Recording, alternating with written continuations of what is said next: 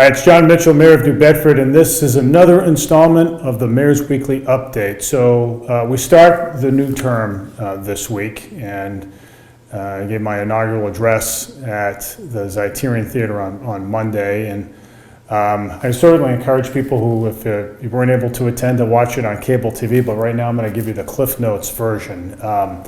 What I really want to stress is that as we enter a four-year term, we really want to institutionalize the practice of thinking long-term for the city. You know, in the last few years, we've really tried to resist the temptation to govern by the two-year election cycle.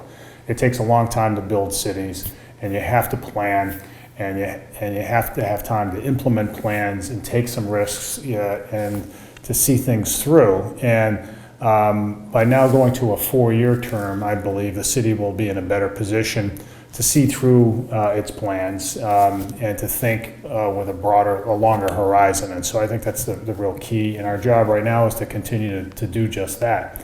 So you'll hear, more of these types of plans that we've implemented, right? That we will implement. Over the last few years, we've implemented many plans that have been very successful, that have allowed us to modernize the port, to grow the downtown, to reform the school system, to do a number of things in between, make changes in the fire and police departments.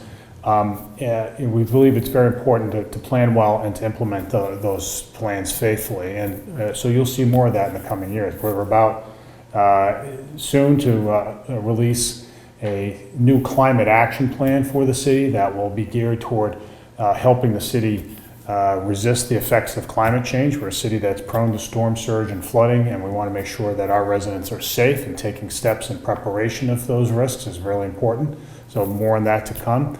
There will be a new district plan in the school system. Over the last several years, a lot of what we've done in the school system has been a little too much in the way of complying with what the state wants. And as much as the state has an appropriate role in public education, and as well as the federal government, ultimately the outcomes in our schools should be our own. New Bedford needs to own what happens in its schools, and so we plan with that premise in mind. And under Superintendent Anderson's leadership, there is a plan ready to go that will be rolling out in the coming weeks as well. So that we look forward to that. And then there are a number of big things happening on the water. You know about the Cisco New Bedford project down at the former Davies Locker site. That'll be great. There's more. There's an awful lot of investment going on the waterfront, which is great. It's creating new jobs and allowing the city to that part of the city really to thrive. And there's more work to be done on building roads, and we'll continue that program that will allow us to catch up to where we should be in terms of the maintenance of our roads. And then we continue to invest in parks and historic preservation up and down the city so that we have a very high quality of life. That's what we're working on. We want New Bedford, quite simply, just to be a really nice place to live in.